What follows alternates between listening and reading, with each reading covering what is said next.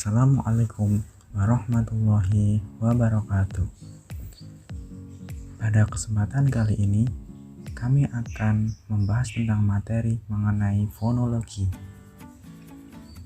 Kelompok kami terdiri dari anggota saya, Arizal Kristianto, Humaidatul Hakikoh, Sindra Aninda Kinasi, Alia Pinky Apriska, dan Siti Raihani Fesya. Yang pertama, apa sih fonologi itu? Kata fonologi sendiri merupakan gabungan dari kata fon yang berarti bunyi dan juga kata logi yang berarti ilmu.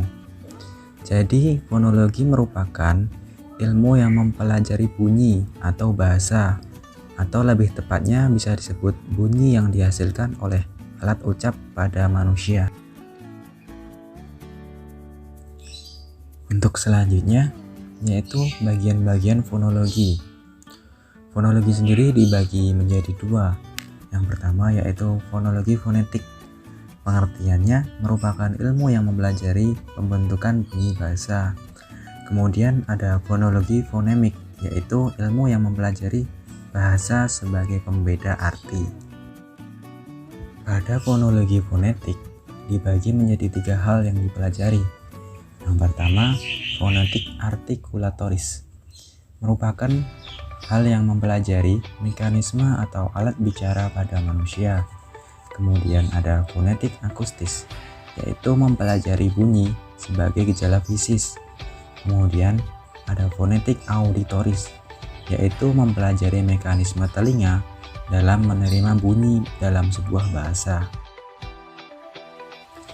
Secara garis besarnya, jadi bisa diartikan fonetik artikulatoris merupakan penutur atau hal yang memberikan suara. Kemudian fonetik akustik merupakan elemen yang menyalurkan suara tersebut, dan fonetik auditoris sebagai pendengar dari suara tersebut. Selanjutnya alat bicara manusia yang pokok diantaranya yaitu yang pertama paru-paru, kemudian ada pita suara, kemudian lidah, bibir, faring, epiglottis, dan langit-langit lunak.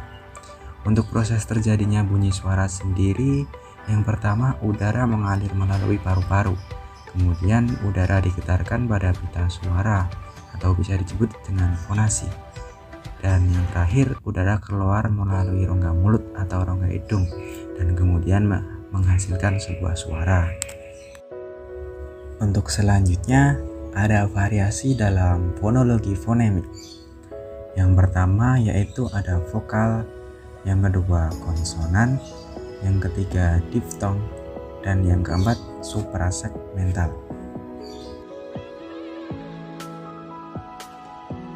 Yang pertama adalah vokal. Vokal merupakan bunyi yang dihasilkan tanpa melibatkan penyempitan atau penutupan pada daerah artikulasi. Untuk contohnya, yang pertama yaitu ada tinggi rendah pada lidah dengan vokal tinggi I dan U, kemudian vokal madya E dan O, vokal rendah A.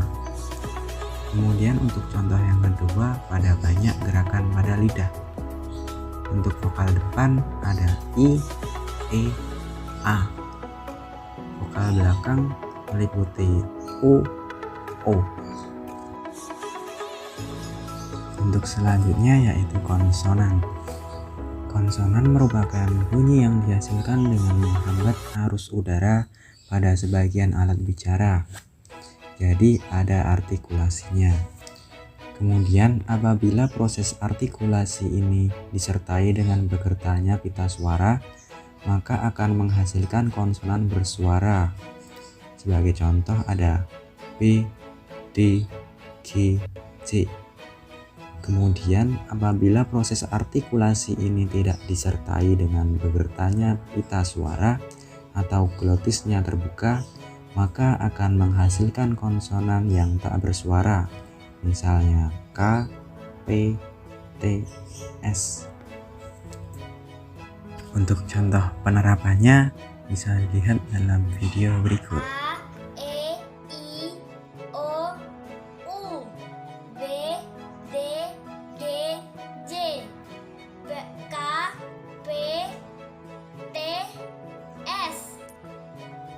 Untuk selanjutnya yaitu diftong. Diftong atau biasa disebut dengan vokal rangkap merupakan dua buah vokal yang dibunyikan dalam kesatuan waktu.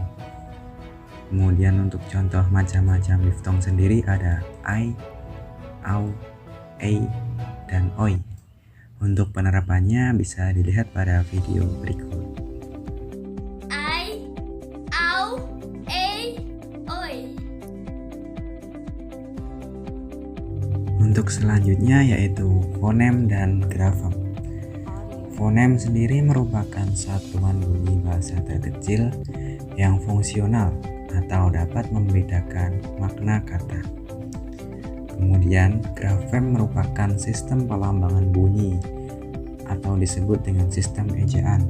Pada dasarnya grafem merupakan huruf, dan grafem sendiri dibagi menjadi dua macam, yaitu grafem yang mengikuti sistem fonetis dan grafem yang mengikuti sistem fonemis.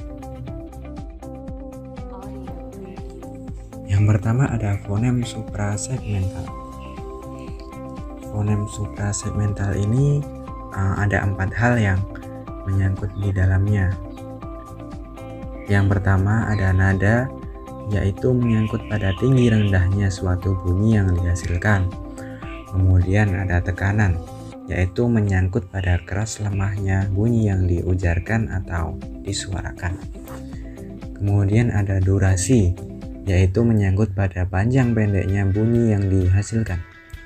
Kemudian ada jeda, yaitu menyangkut pada perhentian atau kesenyapan bunyi tersebut. Jadi bisa disimpulkan bahwa sesuatu yang menyertai fonem bisa berupa tekanan suara, panjang pendek, dan getaran yang menunjukkan emosi tertentu. Untuk yang kedua ada alofon. Alofon merupakan variasi fonem yang tidak membedakan arti atau bunyi-bunyi yang merupakan realisasi dari sebuah fonem. Mengenai distribusinya, mungkin bersifat komplementer dan juga bisa juga bersifat bebas. Untuk yang pertama, distribusi komplementer sendiri merupakan distribusi yang tempatnya tidak bisa ditukarkan. Dan juga untuk distribusi bebas merupakan bahwa alofon itu boleh digunakan tanpa persyaratan lingkungan atau bunyi tersebut.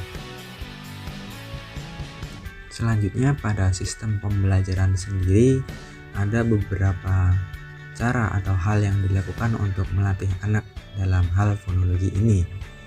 Yang pertama yaitu mengeja. Mengeja merupakan hal yang dilakukan untuk melatih anak untuk mengucapkan pengejaan dari kata-kata yang ditanyakan. Misal contohnya, bagaimana pengejaan dari kata cat? Kemudian anak menjawab bahwa kata cat tersebut mengandung huruf C, A, T.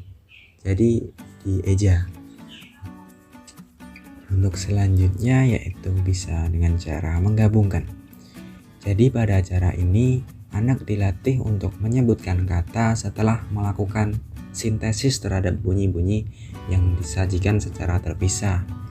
Misalnya contoh, kepada anak disajikan bunyi-bunyi dengan pengejaan C, A, T. Dan selanjutnya anak menjawabnya bahwa pengejaan tersebut menghasilkan bunyi cat. Untuk selanjutnya yaitu dengan cara ketukan fonem. Pada cara ini anak dilatih untuk mengetuk jumlah fonem dari kata-kata yang diperdengarkan kepadanya. Untuk contohnya pada 3 ketukan untuk cat dan 4 ketukan untuk silk. Untuk selanjutnya yaitu dengan cara penghapusan fonem. Pada cara ini anak dilatih untuk menyebutkan perubahan kata setelah suatu kata dikurangi fonemnya. Sebagai contoh, pada kalimat akan menjadi kata apa apabila cat diambil fonem pertamanya. Jadi jawabannya adalah at, atau jika dieja yaitu ada huruf A dan T.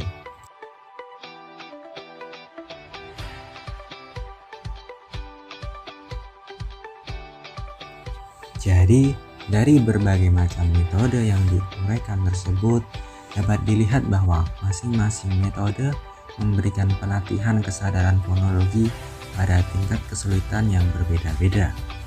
Pemilihan metode yang akan digunakan dapat disesuaikan dengan tingkat usia anak yang akan diajar.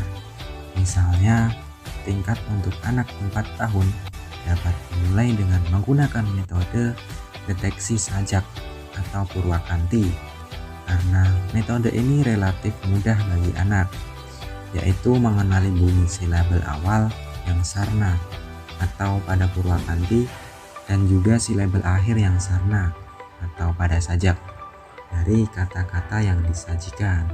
Jadi harapannya anak akan lebih mudah untuk memahami jika menggunakan metode ini. Untuk selanjutnya yaitu ada gejala fonologi dalam bahasa Indonesia.